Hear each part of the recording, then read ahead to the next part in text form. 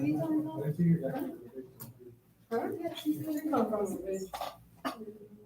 folks, it is November the 19th, and we're going to continue on with our lecture of World War II.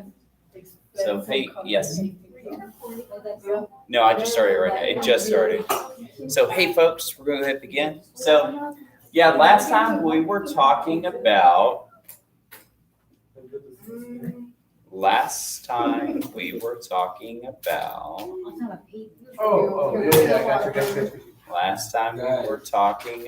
the economic war. No, wait, no. Yeah, well, Depression. no, we're talking about World War II. All right, so the United States we were talking about was getting ready for the war, and we were also giving supplies and selling supplies to England. We were favoring England, right? And so things are going to change, however, as we see here. So if you remember, Hitler had agreed with the Russians that he would leave them alone in the war and give them some land as long as they didn't attack him. He's going to get very paranoid, however, and he's going to distrust Stalin, the leader of the Russians. And so he's going to use his army to invade Russia, to try to take it out quickly and then focus on the other side. So the German army continued with its momentum as it conquered Yugoslavia, Greece, and began its assault North Africa. So Yugoslavia is in kind of like, it's in eastern, almost kind of southeastern Europe, which is really close to Russia. Hitler now felt uncomfortable with his Western neighbors and planned to crush Stalin and the USSR. So that's the Soviets. On June the 22nd, 1941, Germany invaded Russia with the largest military assault ever made on a single front. So he is going to pour the best and the biggest portions of his entire military against the Russians. And you see it's in June. This is when it's warm. He's expecting it to be very quick. He's expecting it to be such a quick defeat that he doesn't even get his troops coats or winter supplies for their weapons or vehicles. Churchill in England then made Stalin his ally. He's like, wow, well, if you're fighting Hitler, we should be friends. Yeah. While Roosevelt aided the Soviets with credit and leased goods. So we're helping out the Soviets with money and war supplies in order to fight Hitler. Though the Germans made lopsided victories against the Russians in their initial push, by November, their forces stalled miles outside of Moscow, the capital. The German momentum was then lost. At first, when Hitler invaded Russia, Stalin couldn't believe it. He had a panic attack. He actually vanished for a whole week on a drinking binge. The Russians didn't know where their leader went. In fact, the communists in charge of these different cities and stuff like that also fled, just leaving the common people there. A lot of Russians, especially in the western part of the country, welcomed the Germans in as liberators. They'd been so badly mistreated, starved, imprisoned, and executed by the communists. They thought, how could things get worse? Eventually, however, the Soviets made a resistance, and they started destroying their own crops, factories, their wells and things like that to make sure that the Germans couldn't use them. They're going to start using door-to-door guerrilla warfare. It's going to become very nasty war, and it's going to slow down the Germans. The Germans are going to get so deep into Russia, they're going to have a hard time getting resupplied. And so that's going to slow them down too. Lack of ammunition and fuel. They can't live off the land. So it's going to get really tough for them. And cities are usually hard to take when they're well defended, even modern cities.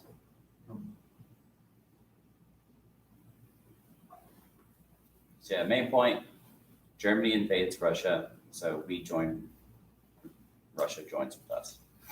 We're still not in the war yet, though. We gotta wait till Pearl Harbor.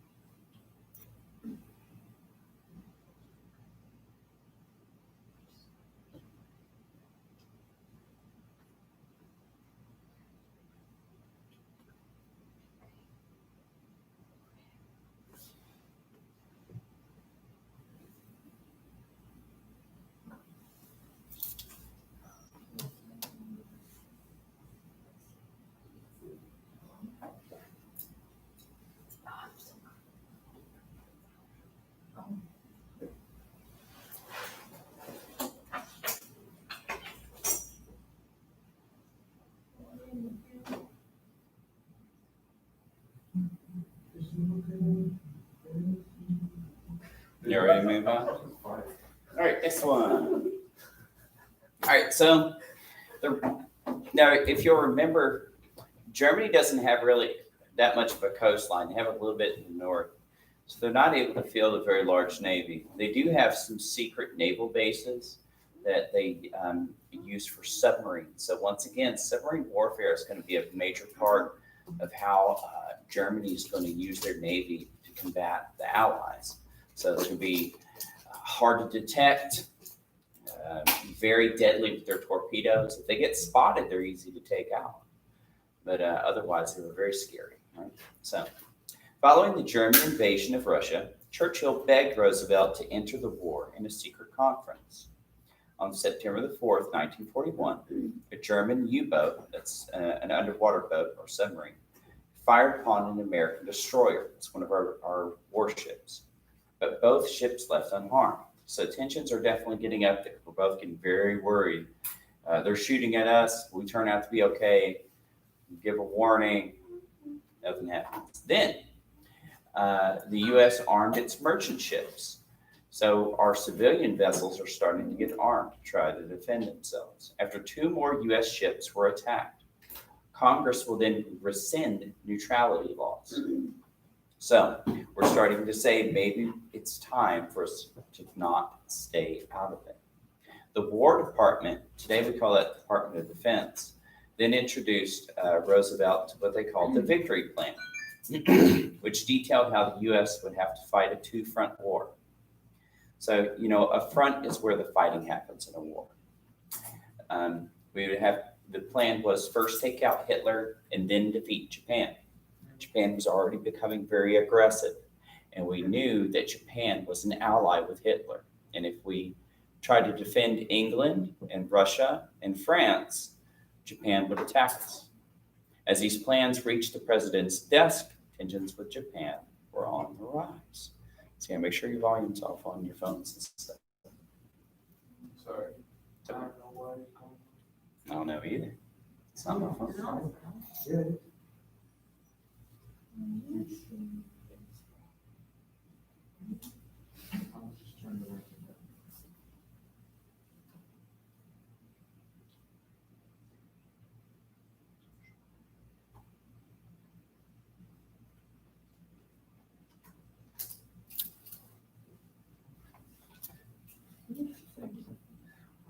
You got a notification on or something? No. It's on silent, but for some reason the text is still on to it. Huh. Probably Yeah, go ahead.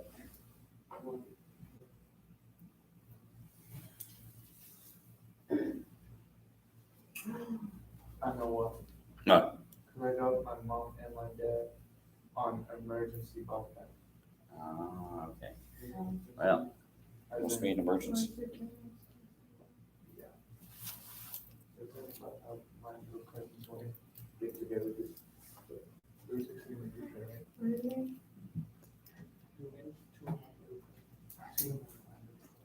Gabby, you still awake? Okay, he's kind of laying there.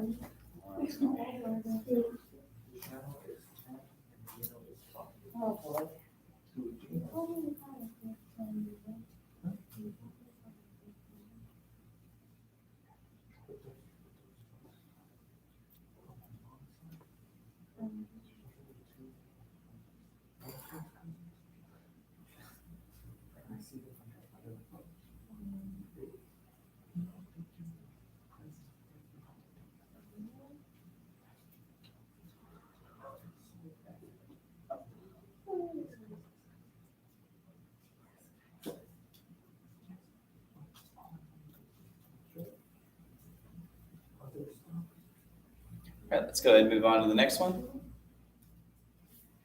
All right, so speaking of Japan, here's some Japanese troops marching happy. They're definitely going to be a very, very, very fierce opponent for U.S. forces, as we will see. Since 1937, Japan continued to swallow up more of its China's coastal territory. So remember, Japan is a chain of islands off the southeastern coast of China. Well, Japan, if you recall, invaded Manchuria and then it's going to take a lot of the rest of China. As stories of Chinese oppression circulated back to the U.S. sentiment began to rise for America to put pressure on Japan. So there was a lot of stories coming in back home of Japanese people being massacred, slaughtered, The Chinese tortured. Yeah, the Chinese people, yeah. Raped, having their property stolen. Their government was essentially fleeing to the Japanese military. So it was a very, very hectic situation. In fact, right before all this happened, China was already having problems because the government at the time was fighting the communist revolution. Now, the communist revolution will be suspended during this time, and both sides will try to fight the Japanese. Well, they're not going to have much effect. FDR began to place restrictions on Japanese trade, especially for war supplies by 1940. Japan, the Japanese islands are pretty lacking in energy resources. They don't have coal or oil, so they have to get it from other places. So this really hurt. And another thing we did too, they did a lot of their banking through the United States. So we freezed their assets. So a lot of their cash was now outside of their hands. So they're pretty mad about that. After the French were conquered by Hitler, he's going to install a pro-Nazi government called the Vichy. The Vichy were essentially traitors to the French. The Vichy government would allow Japan to occupy what we nowadays call, it's mostly Vietnam, Indochina. It was part of the French Empire. Germany and Italy saw Japan as a potential ally and signed a defense treaty. If somebody messes with you, we'll mess with them.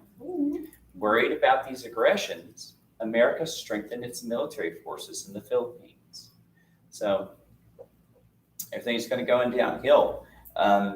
We're trying to help the enemies of Hitler, and then but we're getting a lot of pressure, and we're seeing a lot of problems with Japan. And then they become BFFs, and we're like, oh no, now we're surrounded. So not too good, not too good. So the main point out of this is that it's just more about like things are building up with us against Japan before the war starts, really. So they're expanding, they're making a very big empire. They have a lot of traits that are very similar to the fascists that we're fighting. And of course, they befriend the fascists. Even though they don't really care about each other, it's enough that they appreciate one another's goals, I guess is the way to put it. See them as like friends.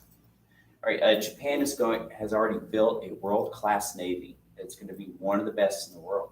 And that's pretty common for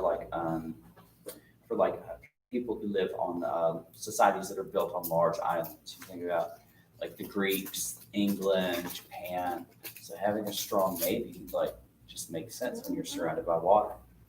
Negotiations between Japan and the U.S. were unproductive, and Japan believed that war was inevitable. Japan greatly desired Malaysia, which is north of Australia, and more of Indochina for their resources, especially for their oil. Japan's Minister of War, Hideki Tojo, saw only two options: to either give up their empire in Asia or go to war with the U.S., the biggest competitor. Tojo believed that if the U.S. did not relinquish its trade restrictions, stop aiding China, demilitarize the Philippines, because we've had a lot of troops there since the Spanish-American War, and unfreeze Japanese assets, that's their cash, then war would follow. America replied they would not offer these concessions, concede to these concessions. I need to change that. So they're like, give us what we want or else. We're like, no way. No way, go.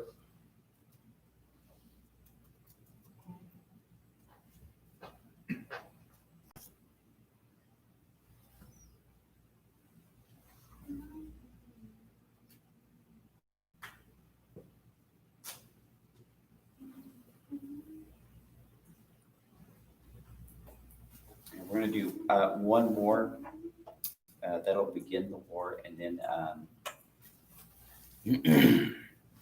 in the lecture for today after that, a little short one. How much did it cost to make those like battleships? A lot.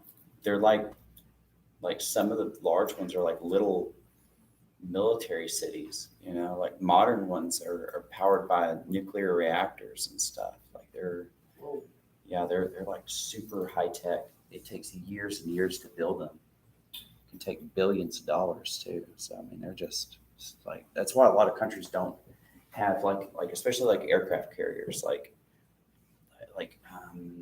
they're so expensive and hard to build. Like, for example, China only has one, right? We've got the most. I think it's like 7 or 8. So they're like military airports on the ocean. Yeah. And they got like expensive weapons, missiles, and stuff. So yeah, they're super expensive. All right, so let's go ahead and get to that last one. Pearl Harbor. So yeah, you might remember after the U.S. got Hawaii, we built a big military base there because it was supposed to be a fueling, repair, and stop point for our Navy, our merchant ships going out to like Asia and stuff like that. So it was a pretty prime target for the Japanese because we kept most of our Navy there, especially the Pacific Navy, because, we're on 2 oceans. So, we got one to the west, one to the east. So you got to protect it. Well, they do that. So you need to know this date and year. At 7:48, December the 7th, 1941, Japanese warplanes conducted a surprise attack on the U.S. naval harbor in Hawaii before Washington even received Japan's declaration of war. So they attacked before they even told us we were at war. So that's not very honorable. 7 battleships were sunk. All of these boats were in port. A lot of their sailors were not on the boats, right? They're in the naval base. Some of the ships were being repaired and things like refueled and stuff like that. 11 were badly damaged. Around 200 planes were destroyed and 2,500 Americans were killed. That same day, Japan attacked Singapore, Guam, the Philippines, and Hong Kong. The reason they did that is some of these places, Singapore and Hong Kong, had British Navy and troops there. So they knew if they attacked us, they might as well attack England. Guam and the Philippines had U.S. forces. We put military bases there after we kind of gained them after the Spanish-American War. U.S. forces in the Philippines were overwhelmed, leading to the evacuation of the lead general in that part of the world for the U.S., Douglas MacArthur. I'm going to hear more about him later, and then again in the Korean War. The nation was extremely angered, and by December the 8th, we had declared war on Japan. 3 days later, Germany and Italy declared war on the U.S. Because remember, they were buddies. So we declared. So they were attacked on December the 7th. The next day, we declare war, and this is when the war actually begins for the United States. So remember, it began in 39 for Europe, but for us, 41. And that will be the last one for today. So we'll actually talk about what happens in the United States and in the war when we come back after Thanksgiving break. And that'll probably take a couple of weeks. And then we'll have the Cold War a little bit. We'll have tests before Christmas. It'll be good to go. Are we going to retake the low-tech test? Yeah. So if you want to boost, or 1 second. So, hey folks, that's going to end our lecture for today. Talk to you later.